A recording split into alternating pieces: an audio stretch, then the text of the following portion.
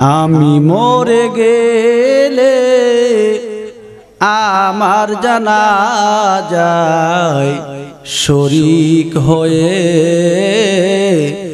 এক মুঠ মাটি দিয়ে যেও এক মুঠ মাটি দিয়ে যেও। কারণ মরার পরে বন্ধু এক মুঠি মাটি দেওয়া ছাড়া আর কোনো কাজ নাই। কথা কোন ঠিক কিনা? এজন্য কবি বলতেছে আমি মরে গেলে আমার জানাজায় শরীক হয়ে এক মুঠ মাটি দিয়ে যেও এক মুঠ মাটি দিয়ে যেও। বড়ই পাতার গরম জলে শেষ গোসল দিয়ে আমাকে, ঠিক না? বড়ই পাতা গরম জলে শেষ গোসল দিয়ে আমাকে আতর গোলাপ সুরমা মেখে আতর গোলাপ সুরমা মেখে নিয়ে যাবে ওই কবরে, ঠিক কিনা বলো? আমি মরে গেলে আমার জানাজায় শরীক হয়ে এক মুঠ মাটি দিয়ে যেও এক মুঠ মাটি দিয়ে যেও। সকলে পড়ি মারহাবা। আমি আপনাদের সামনে পবিত্র কালামুল্লাহ শরীফ থেকে সূরা আর রহমান থেকে দুইখানা আয়াত তিলাওয়াত করেছি। রাসূল আকরাম সাল্লাল্লাহু আলাইহি ওয়াসাল্লামের অসংখ্য সহিহ হাদিস থেকে ছোট্ট একখানা সহিহ হাদিস আপনাদের সামনে পাঠ করছি। আল্লাহ সুবহানাহু ওয়া তাআলা যদি তৌফিক দান করেন এই পবিত্র আয়াত এবং হাদিসকে সামনে রেখে সংক্ষেপে কিছু কথা বলার চেষ্টা করব। ওমা তৌফিক ইল্লা বিল্লাহ। সকলে আওয়াজ দিয়ে বলেন আল্লাহুম্মা আমিন। আরেকবার বলেন আল্লাহুম্মা আমিন। আমি আলোচনায় ঢোকার আগে আপনাদেরকে ছোট্ট একটা উদাহরণ শোনাবো, তারপরে আমি আমার আলোচ্য আয়াতের দিকে চলে যাব। আমি কোনো ভূমিকা রাখবো না, সরাসরি সূরা আর রহমানের দিকে আলোচনা করার চেষ্টা করব। আচ্ছা, আমার বয়স বাড়ে না কমে? পৃথিবীর মানুষের চলাফেরা দেখলে কেমন জানি মনে হয় যে আমাদের বয়স মনে হয় দিন দিন কমতেছে। কি করতেছে? কমতেছে। কারণ একটা যুবককে যদি জিজ্ঞাসা করা হয়, যুবক ভাই তুমি নামাজ পড়ো না কেন? কই হুজুর বয়স তো মাত্র 20 বছর হয়েছে, এখনই কি নামাজ পড়ার সময় হয়ে গেছে? আপনি কি কই? যদি জিজ্ঞাসা করা হয় ভাই রাসূলের সুন্নাত দাড়িটা কেন রাখো না? কই এখনই কি দাড়ি রাখার সময় হয়েছে? দাড়ি রাখলে একটা মুরব্বি লাগে, কি একটা বেজ্জ লাগে। যদি বলা হয় যে ভাই দাওয়াত তাবলীগে সময় দিতে মন চায় না, কই এখনই কি গাঁটটি লয়ে দৌড় পাড়ার সময় হয়েছে। যদি বলা হয় যে ভাই পাঞ্জাবিটা পরতে কি মনটা চায় না, কই এখনই লম্বা জামা পরার সময় হয়েছে। এখন ক্লিন শেপ কইরা জিন্সের প্যান্ট পইরা একটা টাইট ফিট গেঞ্জি পইরা রুট দিয়ে হাঁটলে সবাই বাহা দিবে। আচ্ছা, আমার বয়স বাড়ে না কমে? আমি যদিও কই যে বয়স বাড়ে, কিন্তু কবি কি কইতাছে একটু শুনেন। কবির ভাষায় একটা কবিতা দিয়া পৃথিবীর মানুষকে জানাইছেন। এটা শুনাই আমি আমার আলোচনার দিকে যাব। কবি বলতেছে, ও পৃথিবীর মানুষ, তুমি যে দুনিয়াটার পিছনে ঘুরতেছ, সুবলা সুজলা সুন্দর আর সুন্দর দেখতেছ, এই দুনিয়াটা তোমার আসল না, এটা একটা নকল দুনিয়া। আর এই নকল দুনিয়ার পিছনে দৌড়াইতেছ, দুনিয়া দৌড়ে শেষ করতে পারবা না। আর কবি বলতেছে তোমার বয়স তো বাড়ে না, বয়স দিন দিন কমতেছে। কথা বলেন ঠিক কিনা? এই জন্য কবি বলেন ওরা কি হ্যাঁ उम्र में सिले मर्द कम, ओरा की है উমরে মিছিলে মর্দে কম রফতা রফতা চুপকে চুপকে গে দম বাদম রফতা রফতা চুপকে চুপকে দম বাদম মর্দে মারা সর্বে সরদার খাকুদার গশতে বিদার আখে বুরফ আজাগম গশতে বিদার আখে বুরফ আজাগম পৃথিবীর মানুষকে কবি ডাক দিয়া বলে এ ফুলবাড়িয়ার মুসলমান খুব খেয়াল করে শুনবা রাত্র গভীর হইতেছে এ ফুলবাড়িয়ার যুবক দিলের কানটা লাগায় শুনো দীর্ঘদিন যাবৎ কোরআনের কথা শুনতেছো কিন্তু আমলে পরিণত হয় না ঘন্টার পর ঘন্টা আলোচনা চলতেছে আর আলোচনাগুলি আমরা শ্রবণ করতেছি কিন্তু দিলের কানটা লাগায় শুনি না যার কারণে বাস্তব জীবনে আমাদের কোনো পরিবর্তন আসে না কবি পৃথিবীর মানুষকে ডাক দেয়া বলে এ পৃথিবীর মানুষ তুমি ধারণা করতে পারো তোমার বয়সটা বাড়তেছে তোমার বয়স বাড়বে এরপর ইবাদতে লেগে যাবে পৃথিবীর মানুষ তুমি জানো না তোমার বয়স কিন্তু বাড়ে না কবি বলে এ পৃথিবীর মানুষ বিশাল একটা বরফের স্তূপ যদি এক জায়গার ভিতরে রেখে দেওয়া হয় কিছুক্ষণ পর ওই বরফের স্তূপের দিকে তাকাইলে দেখা যায় এই বরফটা আর দেখা যায় না কয় বিশাল একটা বরফের স্তূপ এই জায়গার ভিতরে ছিল হঠাৎ করে এই বরফের স্তূপটা কোথায় হারিয়ে গেল কোন দিকে চলে গেছে পৃথিবীর মানুষ বলে এই যে বিশাল বরফের স্তূপটা আমাদের চোখের সামনে ছিল কিন্তু এই বরফের স্তূপটা আর দেখা যায় না এই বিশাল বরফের স্তূপটা কি হয়ে গেল নিমেষে কোথায় পরিষ্কার হয়ে গেল কই বিশাল বরফের স্তূপটা বাতাস লাগতে লাগতে জলীয় বাষ্প হইয়া বাতাস লাগতে লাগতে বিশাল বরফের স্তূপটা গলে গেছে পানি হয়ে গেছে কিছুক্ষণ পর ওই বরফের স্তূপের যদি বরফের স্তূপের দিকে যদি লক্ষ্য করা যায় তাকায় দেখবেন বরফের স্তূপের জায়গায় পানি জমেছিল কিন্তু পানিটাও দেখা যায় না কই পানিটা কি হয়েছে কই বরফটা গলতে গলতে পানি হয়ে গেছে আর ওই পানিটা জমিনে খেয়ে ফেলেছে ঠিক কিনা বলো বরফটা গলছে পানি হয়েছে পানিটা জমিনে খেয়ে ফেলছে ও মিয়া একটা মানুষ যেদিন তার মায়ের গর্ভ থেকে ভূমিষ্ঠ হয়া এই দুনিয়ার জমিনে চলে আসে ওই দিন থেকে এক ঘন্টা একদিন এক মাস এক সপ্তাহ এক বছর এরকম ভাবে এক যুগ যেমন বরফের স্তূপ গলতে গলতে শেষ হয় ঠিক তেমনি ভাবে আপনা আমার হায়াতের জিন্দেগিও শেষ হইতেছে কথা বলেন ঠিক না ও মিয়া খবর নাই ও মিয়া খবর নাই এই দুনিয়ার পিছনে পয়রা উদাসীন হয়ে গেছি আমাদের যে একজন মালিক আছে একজন প্রতিপালক আছে রব্বুল আলামিনের দরবারে যে আপনি আমার দাঁড়াইতে হবে বিচারের আসনে যে দাঁড়াইতে হবে আমার যে জবাব দিতে হবে আমার এই জীবনটা আমি কোন লাইনে কাটাইলাম কোরআন সুন্নাহ মোতাবেক কাটাইছি নাকি কোরআন হাদিসের বাইরে কাটাইছি এটার জবাব যে দেওয়া লাগবে এটা আপনি আমার বুঝে আসে না উমিয়া আজকে মনে মনে ভাবতেছেন যে মুহাম্মদিয়া এই ফুরকানিয়া মাদ্রাসার যে মাহফিল এটা তো একটা সাধারণ মাহফিল এটা কি সাধারণ মাহফিল নাকি জান্নাতি মাহফিল এইটা বুঝাইতে যাইয়া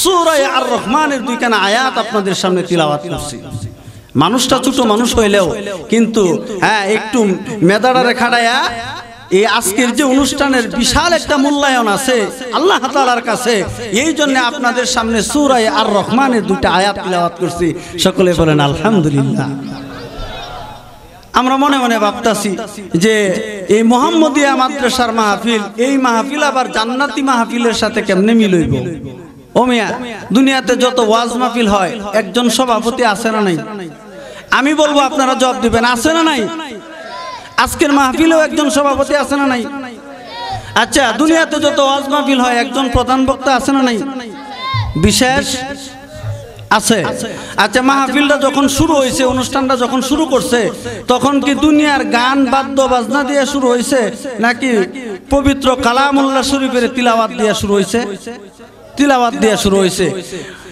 উম্মতের উলামায়ে কেরাম বলেন, মুফাসসিরিনে কেরামগণ তাফসীরের কিতাবের ভিতরে লেখে, আল্লাহ তাআলা যখন হাসরের মাঠ কায়েম হয়ে যাবে, জান্নাতীরা যখন জান্নাতে চলে যাবে, জাহান্নামীরা যখন জাহান্নামে চলে যাবে, জান্নাতীদেরকে আল্লাহ তাআলা একত্রিত করবেন। কি করবেন? একত্রিত করবেন। একত্রিত কইরা দারুস সালাম নামক জান্নাতের ভিতরে জান্নাতীদের জন্য বিশাল একটা ওয়াজ মাহফিলের ব্যবস্থা করবেন। চিল্লায় এখন সুবহানাল্লাহ। একটা জবানও বন্ধ থাকবে না, চিল্লায় বলেন আল্লাহু আকবার। জান্নাতের ভিতরে দারুস সালাম নামক জান্নাতের ভিতরে জান্নাতীদেরকে একত্রিত কইরা একটা ওয়াজ মাহফিলের ব্যবস্থা করবেন। আর ওই ওয়াজ মাহফিলের ভিতরে বিশেষ অতিথির দায়িত্ব পালন করবেন। আমরা অনেক দিন যাবত আলোচনা শুনতেছি যে দুনিয়ার জমিনে একজন পয়গম্বরকে আল্লাহ তাআলা সুমধুর কণ্ঠ দান করছিলেন, তিনি হইলেন হযরতে দাউদ আলাইহিস সালাতু ওয়াস সালাম। হযরতে দাউদ আলাইহিস সালাতু ওয়াস সালামকে ওই জান্নাতে দারুস সালাম নামক জান্নাতি অনুষ্ঠানের বিশেষ অতিথির চেয়ারে বসানো হবে। সকলে বলেন সুবহান। এখন বলতে পারেন যে তাহলে ওইখানে প্রধান অতিথি কে হবে? প্রধান অতিথির চেয়ারে বসানো হবে সাইয়্যিদুল মুরসালিন খাতাবুন নবিয়্যিন সরকারে দু আলম নবী, আমার আপনার পয়গম্বর পিয়ারা নবী, নবী মুহাম্মদুর রাসূলুল্লাহ। সকলে পড়েন সাল্লাল্লাহু আলাইহি ওয়াসাল্লাম। আমার আপনার পেয়ারা নবীকে প্রধান অতিথির আসনে বসানো হবে। আর ওই জান্নাতের ভিতরে দারুস সালাম নামক জান্নাতি অনুষ্ঠানের সভাপতির আসনে থাকবেন আমার আপনার মহান মালিক স্বয়ং রব্বুল আলামিন। চিল্লায় এখন সুবহান। ওই অনুষ্ঠান শুনতে কার কার মন চায় একটু হাতটা তুলে দেখাই। আল্লাহ তোমার প্রত্যেকটা বান্দাকে ওই দারুস সালাম নামক জান্নাতি অনুষ্ঠানের মেহমান হিসেবে কবুল করো। সকলে আর বলেন আল্লাহুম্মা আমিন। আল্লাহ তোমার বান্দারা আজকের এই দিনিয়া মাদ্রাসায় বসে আল্লাহ তোমাকে সাক্ষী রেখে বলতেছে সকলেই দারুস সালাম নামক জান্নাতের অনুষ্ঠানের মেহমান হতে চায়। আল্লাহ প্রত্যেককে তুমি দারুস সালাম নামক জান্নাতের মেহমান হিসেবে কবুল করো। সকলে বলেন আল্লাহুম্মা আমিন। হাত নামান। এখন দুনিয়ার অনুষ্ঠান শুরু হয়, শ্রোতারা নিচে বসে আর বক্তা সাহেবরা চেয়ারে বসে, উপরে স্টেজে বসে। কথা বলেন ঠিক কিনা? আপনারা গায়ের সাথে গামিছায় বসছেন না? করকুটার উপরে, এই আপনার নারার উপরে বসছেন, কেউ চটের উপরে বসছেন, কেউ তিরফলের উপরে বসছেন। কিন্তু জান্নাতের ভিতরে যে আল্লাহ তাআলা অনুষ্ঠান করবেন, ওই অনুষ্ঠানের ভিতরে প্রত্যেকটা জান্নাতীর জন্য আলাদা আলাদা আসন দেওয়া হবে। একটা জবান বন্ধ থাকবে না। সকলে চিল্লায় পড়েন আল্লাহু আকবার। যে আসনগুলি কেমন হবে? মুফাসসিরিনে কেরামগণ লেখে যে প্রত্যেকটা জান্নাতীর জন্য যে আসনগুলি দেওয়া হবে, প্রত্যেকটা চেয়ার হবে স্বর্ণের। আরো আছে কোন? আরো জোরে আওয়াজ দিয়ে বলেন সুবহানাল্লাহ। প্রত্যেকটা চেয়ার কিসের হবে? স্বর্ণের হবে। আর চেয়ারগুলি দূর থেকে দেখবে লাইটের আলোর চাইতেও আরো বেশি জলমল জলমল জলমল করতে থাকবে। চিল্লায় এখন সুবহান। ভাইরা আমার, বন্ধুরা আমার, ফুলবাড়িয়ার মুসলমান ভাইরা, দারুস সালাম নামক জান্নাতের ভিতরে আল্লাহ সুবহানাহু তাআলা জান্নাতি মেহমানদেরকে একত্রিত করার পর প্রত্যেকটা জান্নাতীর জন্য এক একটা আসনের ব্যবস্থা করবে। মুফাসসিরিনে কেরামগণ লেখেন প্রত্যেকটা জান্নাতীর জন্য যে আসনগুলি দেওয়া হবে, প্রত্যেকটা আসন হবে স্বর্ণের। দূর থেকে দেখা যাবে চেয়ারগুলি জলমল জলমল জলমল করতেছে। এখানে এই কথা শেষ নেই রে বন্ধু। জান্নাতের ভিতরে প্রত্যেকটা জান্নাতীর জন্য আলাদা আলাদা আসন দেওয়া হবে। ওই আসনগুলি উচ্চতা কেমন হবে? উম্মতের উলামায়ে কেরাম মুফাসসিরিনে কেরামগণ লিখেন প্রত্যেকটা জান্নাতীর জন্য যে আলাদা আলাদা আসনগুলি দেওয়া হবে, যেই চেয়ারগুলি দেওয়া হবে, ওই চেয়ারের উচ্চতা হবে জমিন থেকে নিয়ে আসমান পর্যন্ত। আল্লাহু আকবার। এখন বলতে পারেন যে হুজুর এত উঁচা যদি চেয়ার হয়, 3.5 হাত বডির একটা মানুষ এই উচ্চতা চেয়ারের উপরে বসবে কেমনে? উম্মতের উলামায়ে কেরাম লিখেন যে মক্কা মরুভূমিতে উঁচা উঁচা উট আছে না, উট উটের উপরে অনেক ব্যবসায়ীরা সোয়ার হইয়া এক শহর থেকে অন্যত্রে মাল আনা নেওয়া করে এই উটের উপরে সোয়ার হইয়া। কয় উটটা উঠে এত উঁচা উটের উপরে 3.5 হাত বডির মানুষটা কেমনে উঠে? কয় উটেরে যখন মালিকে অর্ডার দেয় জমিনে শুয়ে পড়ে, তারপর মালিক উটের ফিটে উঠে, তারপর উটেরে যখন বলে তারপর আবার দাঁড়ায়া যা। এরপরে মালিক এক দেশ থেকে অন্যত্রে যায়, এক শহর থেকে অন্যত্রে যায়। সকলে বলেন আল্লাহু আকবার। ভাইরা আমার, বন্ধুরা আমার, দিলের কানটা লাগায় শোনো। জিন্দিগি ভর অনেক ওয়াজ মাহফিল শুনছো, অনেক কথা শুনছো, ডাইরেক্ট কোরআনের আলোচনা, কোনো কিচ্ছা কাহিনী নয়। এ বন্ধু, এবার জান্নাতি মেহমানগুলি অপেক্ষারত অবস্থায় আছে। তখন আল্লাহ তাআলা জান্নাতের চেয়ারগুলিকে অর্ডার করে দিবে, এ জান্নাতি অনুষ্ঠানের আসনগুলি তোমরা জমিনের সাথে মিশে যাও। এরপরে আসনগুলি জমিনের সাথে মিশে যাবে। আল্লাহ তাআলা অর্ডার করবে, প্রত্যেকটা জান্নাতি নিজ নিজ আসনে বসে যাও। জান্নাতি মেহমানগুলি নিজ নিজ আসনে বসে যাবে।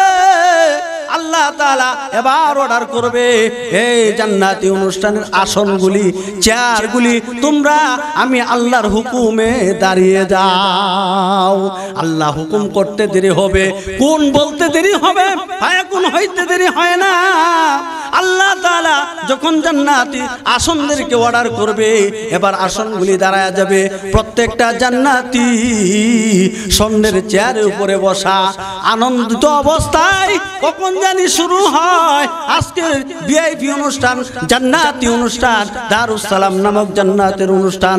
কখন জানি শুরু হয়, জান্নাতি মেহমানগুলি অপেক্ষারত অবস্থায় থাকবে। এমন একটা টাইমের ভিতরে আমার আপনার মহান মালিক রব্বুল আলামিন দূর থেকে, আড়াল থেকে ডাক দিয়া বলবে, আজকের অনুষ্ঠানের বিশেষ অতিথি এ দাউদ পয়গম্বর, আপনাকে আমি দুনিয়ার জমিনে একটা মধুর কণ্ঠ দিয়েছিলাম।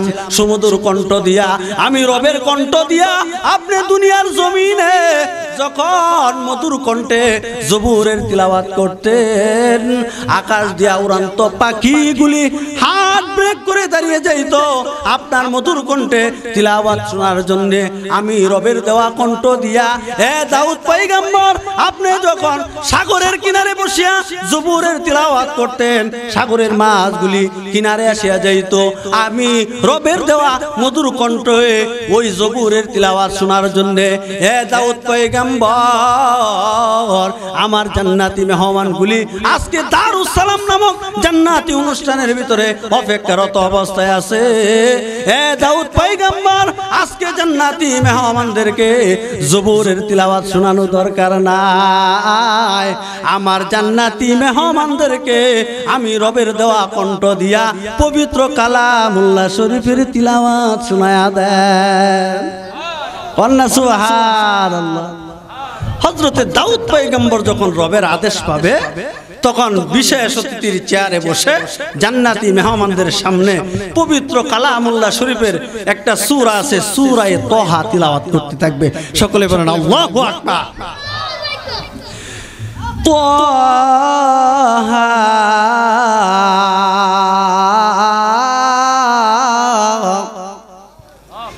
মা আনজালনা আলাইকাল কুরআনা লিতাশকা। আল্লাহর পয়গম্বর হযরতে দাউদ আলাইহিস সালাতু ওয়াস সালাম মধুর কণ্ঠ দিয়া যখন পবিত্র কালামুল্লাহ শরীফের তিলাওয়াত শুরু করে দিবে, জান্নাতি মেহমানগুলি উম্মাতের মতো হয়ে যাবে। দেখতে দেখা যায় মানুষটা জীবিত কিন্তু নড়াচড়া করে না। এত মধুর কণ্ঠের তিলাওয়াত জান্নাতি মেহমানগুলি আর জিন্দিগিতে কোনোদিন শুনে নাই, কোনোদিন শুনে নাই। এত নতুনত্ব লাগতে থাকবে, এত নতুন কণ্ঠের আওয়াজ তাদের কানে কহরে ঢুকতে থাকবে। জান্নাতি মেহমানগুলি উম্মাতের মতো হয়ে যাবে। দেখতে দেখা যায় মানুষটা জীবিত কিন্তু নড়াচড়া করে না। এত মধুর তিলাওয়াত জিন্দিগিতে আর কোনোদিন শুনে নাই। আল্লাহু আকবার। জান্নাতি মেহমানগুলি মধুর কণ্ঠের তিলাওয়াত শুনতে থাকবে। মুফাসসিরিনে কেরামগণ বলেন ঘন্টার পর ঘন্টা চলে যাবে, দিনের পর দিন চলে যাবে, মাসের পর মাস চলে যাবে, বৎসরের পর বৎসর চলে যাবে, কালামুল্লাহ শরীফের তিলাওয়াত চলতে থাকবে, কালামুল্লাহ শরীফের তিলাওয়াত চলতে থাকবে। জান্নাতি প্রত্যেকটা মানুষের কাছে মনে হবে সবাই মাত্র অনুষ্ঠান শুরু হয়েছে, কিন্তু কত বছর চলে গেছে একটা জান্নাতি টের পাবে না। আল্লাহু আকবার। ও মিয়া, এই কোরআন তিলাওয়াত করানো হয় এই ফুরকানিয়া মাদ্রাসায়, কথা বলেন ঠিক কিনা? তাহলে এই মাদ্রাসার পক্ষে থাকতে হইব না বিরোধিতা করাম? কোরআনের পক্ষে তো আমরা বিরোধিতা করাম। এর ভিত্তিতে ছোট্ট একটা ঘটনা আপনাদেরকে শোনায়। এই কালামুল্লাহ নিয়া, এই কোরআন শরীফ নিয়েও আমাদের সমাজের ভিতরে তালবাহানা আছে। এটা কোনো রাজনৈতিক বক্তৃতা না। মনে মনে ভাবতে পারেন যে হুজুর কি রাজনীতি ওয়াজি শুরু করে দেয় কিনা। আমি রাজনীতি ওয়াজ করার জন্য আপনাদের এলাকায় আসি নাই। এই কোরআন নিয়েও তালবাহানা শুরু হয়। মাঝে মাঝে দেখবেন কিছু নাস্তিক মার্কা কিছু মানুষ আছে, কয় এক গ্রামের ভিতরে 5টা মাদ্রাসা, ব্যাংকের সাতার নেই, এত প্রতিষ্ঠান কিসের দরকার? আমি বলবো ভাই, তোমার কিসের মাথা ব্যথা? এই মাদ্রাসা মসজিদ এটি দানের মাধ্যমে 10 জনের সহযোগিতায় চলতেছে, তোমার কেন এত মাথা ব্যথা? তোমার টাকাই তো আর মাদ্রাসা চলে না। রিস্কাওয়ালার টাকা আছে, ভ্যানওয়ালার টাকা আছে, দিন মজুরের টাকা এই প্রতিষ্ঠানে আছে, প্রতিষ্ঠান ভালো চলতেছে, তোমার কেন এত মাথা ব্যথা? বুঝতে হবে এই লোকটা কোরআনের পক্ষের লোক না। কথা কোন ঠিক কিনা? কোরআনের পক্ষে থাকলে দারুস সালাম নামক জান্নাতের অনুষ্ঠানে ঢোকা যাইব, কথা কোন ঠিক কিনা? আর কোরআনের বিপক্ষে গেলে এই অনুষ্ঠানে ঢোকার যোগ্যতা আপনি আমার হবে না। এবার তিলাওয়াত চলতেছে, জান্নাতীরা শুনতেছে। এমন অবস্থায় আল্লাহ তাআলা হযরতে দাউদ পয়গম্বরকে অফ করবে, বলবে দাউদ পয়গম্বর তুমি তো কোরআনের জন্য কষ্ট করো নাই, কোরআনের জন্য তোমাকে কেউ গালি দেয় নাই, পাগল বলে নাই, পাথর মারে নাই, তুমি কোরআনের জন্য তোমার আপন দেশ ছেড়ে হিজরত করা লাগে না, লাগছে? লাগে নাই। এবার আল্লাহ তাআলা বসে পড়েন, বসে পড়েন, আপনারা বসেন, পরিবেশটা খারাপ দেখা যাইতেছে, বসেন। ভালো লাগতেছে না ছেড়ে দিব? আলোচনা শেষ করে দিই না? আল্লাহ তাআলা ডাক দিয়া বলবে, এ দাউদ পয়গম্বর আপনাকে আজকে দারুস সালাম নামক জান্নাতি অনুষ্ঠানের বিশেষ অতিথির চেয়ারে বসানো হয়েছে। এ দাউদ পয়গম্বর আপনি কালামুল্লাহ শরীফের তিলাওয়াত শিক্ষা দিতে যাইয়া আপনার শরীরে পাথর পড়ে নাই, পাথরের আঘাতে আপনার শরীর থেকে রক্ত প্রবাহিত হয় না, আপনি কালামুল্লাহ শরীফের তিলাওয়াত শিক্ষা দিতে যাইয়া, কালামুল্লাহ শরীফের তিলাওয়াত শিক্ষা দিতে যাইয়া আপনার আপন দেশ ছেড়ে হিজরত করা লাগে নাই। এ দাউদ পয়গম্বর আপনার তিলাওয়াত সমাপ্তি করুন, আপনার তিলাওয়াত সমাপ্তি করুন। এই কথা যখন বলা হবে হযরতে দাউদ পয়গম্বরের তিলাওয়াত সমাপ্ত হয়ে যাবে। জান্নাতি মেহমানগুলি আফসোস করতে থাকবে আর বলা বলি করতে শুরু করবে, হায় হায় কার হুকুমে এত মিষ্ট তিলাওয়াত, এত মধুর তিলাওয়াত কার হুকুমে বন্ধ হয়ে গেছে। আফসোস করতে থাকবে, আফসোস করতে থাকবে আর হানাফিল্লা হয়ে যাবে, হায় হায় রে এত মধুর তিলাওয়াত কার হুকুমে বন্ধ হয়ে গেছে। এমন একটা টাইমের ভিতরে আমার আপনার মহান মালিক রব্বুল আলামিন ডাক দিয়া বলবে, এ জান্নাতীরা তোমাদেরকে আমি আমন্ত্রণ করেছি, তোমাদেরকে আমি দারুস সালাম নামক জান্নাতের ভিতরে একত্রিত করেছি, তোমাদের জন্য আলাদা আলাদা আসনের ব্যবস্থা করছি, তোমাদেরকে এই ভিআইপি অনুষ্ঠানে ঢোকার পারমিশন আমি রব্বে কারিম দিছি। এ জান্নাতীরা টেনশনের কোনো কারণ নাই, চিন্তার কোনো কারণ নাই। এটা কোনো দুনিয়ার অনুষ্ঠান না যে টিকেট দেখাইয়া দেখাইয়া অনুষ্ঠানের ভিতরে ঢুকতে হয়। তোমাদের সকলের সার্টিফিকেট আছে, সকলকেই জান্নাতি অনুষ্ঠানের ভিতরে সমানভাবে বসার সুযোগ দেওয়া হয়েছে। এই জান্নাতি মেহমানেরা টেনশনের কোনো কারণ নাই, চিন্তার কোনো কারণ নাই। তোমরা সবাই মাত্র বিশেষ অতিথির কণ্ঠে তিলাওয়াত শুনছো, এরপরে আরো মধুর তিলাওয়াত তোমাদের সামনে অপেক্ষমান, এর চাইতে আরো মধুর কণ্ঠের তিলাওয়াত তোমরা শুনবানি। জান্নাতীদেরকে যখন এই অফার করা হবে জান্নাতীরা বলবে, হায় হায় এর চাইতেও আরো মধুর কণ্ঠের তিলাওয়াত আছে, আল্লাহ কইব হ, সবাই মাত্র বিশেষ অতিথির কণ্ঠে তিলাওয়াত শুনছ। এশারের পর থেকে 2 বক্তা বয়ান করছে, 4 নম্বর বক্তা বয়ান করতেছে, এখনই জায়গা হইতাছে না। এরপরে আইব 3য় নম্বর বক্তা, এরপরে আইব 2 নম্বর বক্তা, এরপরে 1 নম্বর বক্তা অন্ধ হাফেজ, যার বয়ান শোনার জন্য হাজার হাজার মানুষ অপেক্ষা করে। ওমিয়া বিশ্বাস হয় না? আলোচনা করলে বুঝতে পারবেন। প্রধান বক্তা আজকের এই মাহফিলের প্রধান বক্তা আসবেন, আপনাদের সামনে বয়ান করবেন। তখন জান্নাতীরা বলবে হায় হায়, এর চেয়ে বড় মধুর কণ্ঠ আছে? আল্লাহ বলবে হ্যাঁ, এর চেয়ে বড় মধুর কণ্ঠ তোমাদের জন্য অপেক্ষিয়মান। কন্যা সুবহানাল্লাহ। এবার আল্লাহ তাআলা ডাক দিয়া বলবেন, এ জান্নাতীরা, চিন্তার কোনো কারণ নাই, চিন্তার কোনো কারণ নাই, ঘাবড়ে যাওয়ার কোনো বিষয় নাই। তোমাদের সামনে আগের কণ্ঠের চেয়েও আরো মধুর কণ্ঠের তিলাওয়াত অপেক্ষিয়মান। এবার জান্নাতীরা চুপ হয়ে যাবে। আল্লাহ তাআলা ডাক দিয়া বলবে, আমার আপনার পয়গম্বর সরকারে দু আলম নবী নবী মুহাম্মদুর রাসূলুল্লাহ সাল্লাল্লাহু আলাইহি ওয়াসাল্লামকে আল্লাহ তাআলা নমনীয় ভাষায় ডাক দিবে, হাবিব আমার, ওগো পেয়ারা দোস্ত, আপনি তো কালামুল্লাহ শরীফের তিলাওয়াত শিক্ষা দিতে যাইয়া আপনাকে পাগল বলে বলে গালি দিয়েছেন। আপনার শরীরে একাধিকবার পাথরের আঘাত পড়েছে, পাথর মারতে মারতে আপনার শরীর মুবারক থেকে রক্ত মুবারক প্রবাহিত হয়েছে। ওগো প্রিয় হাবিব আমার, ওগো আমার বন্ধু, আপনি ওই কালামুল্লাহ শরীফের তিলাওয়াত শিক্ষা দিতে যাইয়া কালামুল্লাহ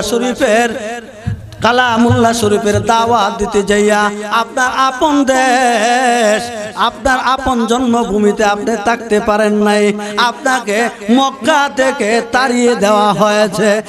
হাবিব আমার, আপনি যেদিন মক্কা ছেড়ে মদিনায় হিজরত করেন, ওই দিন আপনি বারবার কানায় কাবার দিকে তাকায়া থাকতেন, আর আপনার চোখের কোনা দিয়া পানি গড়গড় করে পড়তো।